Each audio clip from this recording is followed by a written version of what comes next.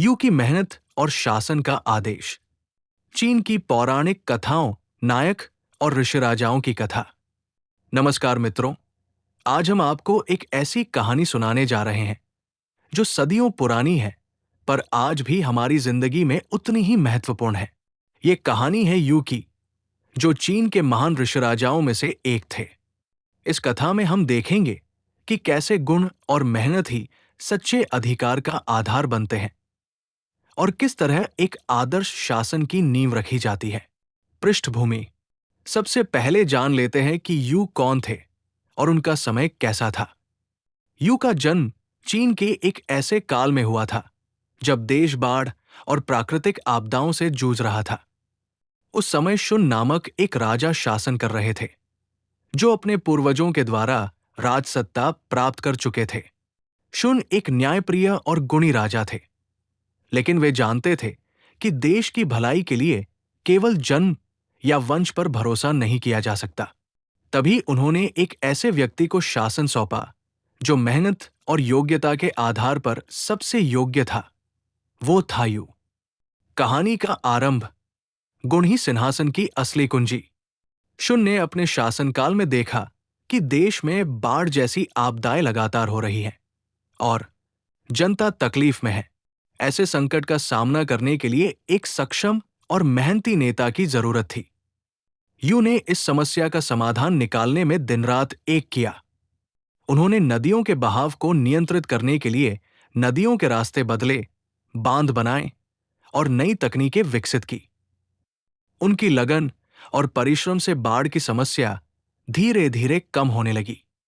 शुन ने देखा कि यू की सेवा और समर्पण से देश की भलाई हो रही है, इसलिए उन्होंने खुद को पीछे हटाया और यू को शासन सौंप दिया।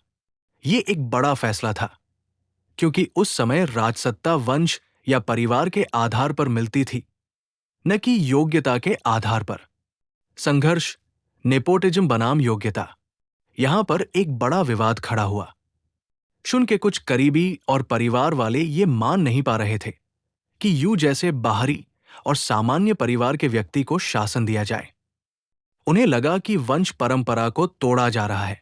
ये संघर्ष आज भी हम समाज में देखते हैं, जहां कभी कभी केवल रिश्तेदारी या परिवार के कारण पदों पर पहुंच मिलती है, न कि वास्तविक योग्यता के कारण। लेकिन यू ने अपनी मेहनत और कार्यों से ये साबित कर दिया कि एक राजा का असली अधिकार उसकी सेवा और कार्यक्षमता से आता है, न कि केवल जन्म से। उनकी निष्ठा और जनता के प्रति समर्पण ने सभी विरोधियों को चुप करा दिया। मोड़। योग्यता के आधार पर शासन का आदर्श। यू का शासन इस बात का प्रतीक बन गया कि अधिकार तभी सही होते हैं जब वे सेवा और परिश्रम के माध्यम से प्राप्त किए जाएं। यू की कहानी ने एक नया आदर्श स्थापित किया कि राजा वही हो सकता है जो जनता की भलाई के लिए कड़ी मेहनत करे, जो अपने कर्तव्यों का निर्वहन निष्ठा से करे। यह विचार केवल प्राचीन चीन तक सीमित नहीं रहा, बल्कि आज भी हमारे लोकतंत्र और समाज में इसका महत्व है। जब हम किसी पद के लिए योग्यता और सेवा को प्राथमिकता देते हैं, तभी समाज में न्याय और विकास संभव होता है। निष्कर्ष और शिक्षा। इस कहानी से हमें ये सीख मिलती है कि सत्ता या अधिकार का आधार केवल जन्म या रिश्तेदारी नहीं होना चाहिए, बल्कि वास्तविक सेवा, मेहनत और गुण होना चाहिए।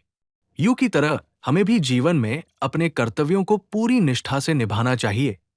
तभी हम समाज में सम्मान और नेतृत्व प्राप्त कर सकते हैं। जब हम अपने कार्यों से समाज की भलाई करते हैं, तो सत्ता अपने आप हमारे पास आ जाती है। यही उस महान कथा का संदेश है। अधिकार सेवा के बाद आता है। वास्तविक जीवन के उदाहरण। इतिहास में अनेक ऐसे नेता हुए हैं जिन्होंने अपनी मेहनत और सेवा से सत्ता प्राप्त की, न कि केवल वंशानुगत अधिकार से।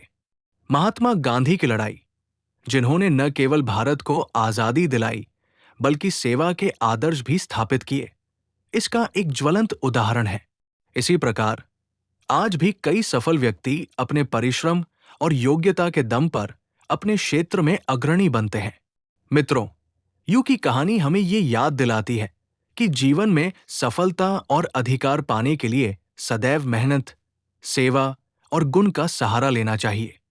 तभी हम एक आदर्श समाज और नेतृत्व का निर्माण कर पाएंगे। धन्यवाद।